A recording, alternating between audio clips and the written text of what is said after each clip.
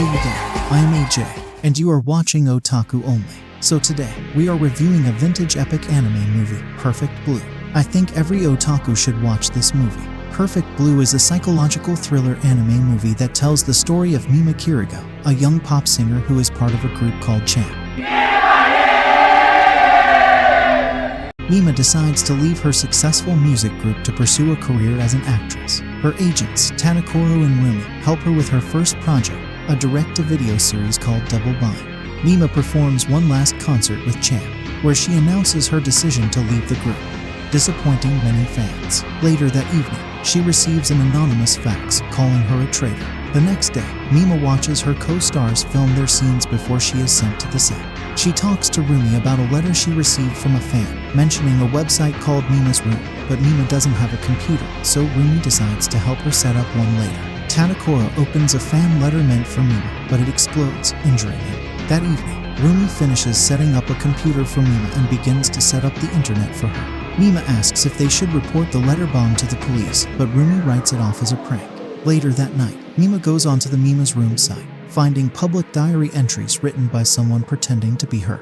Much to her shock, every entry is in perfect detail, as if she herself had written them. The following morning, Rumi and Tadakoro, who was released from the hospital, try to convince the producers of the show to give Mima a bigger role.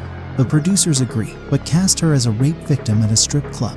Rumi is disgusted by this and insists that the producers cut the rape scene, but Mima voluntarily accepts the role, although Rumi is concerned that her reputation will be ruined if she does this. On the train ride home, Mima sees an apparition of herself in her pop idol outfit, crying out that she doesn't want to go through with the part.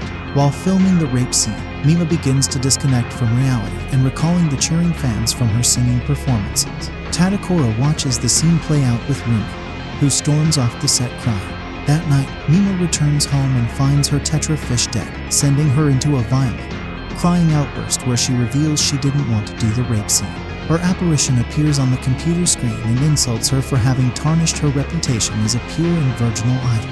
Mima becomes increasingly unable to separate reality from her work as an actress. Meanwhile, the writer of the show is found brutally murdered within an elevator. Mima is scheduled with a photographer, Murano, who is known for getting people to strip.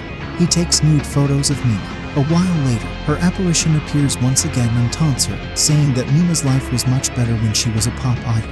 Murano is later attacked and murdered by a pizza delivery boy, revealed to the audience to be Mima. However, Mima wakes up in her room with no recollection of what happened, and is shocked when Tadakoro calls her to deliver the news that Murano has been murdered. Mima finds bloody clothes in her closet.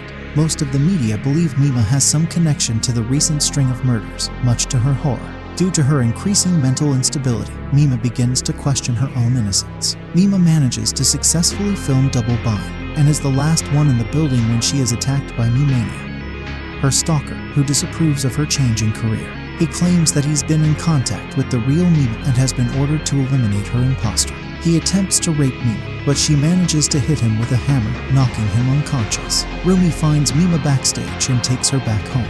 When Mima wakes up, she discovers that she is in a room decorated to resemble her own. She calls Tadakoro, but he doesn't pick up. The scene cuts to Tadakoro's dead body lying next to Mimania's. Rumi then emerges wearing a new CHAM costume, fully believing that she is the real Mima and is furious with Mima for ruining her reputation.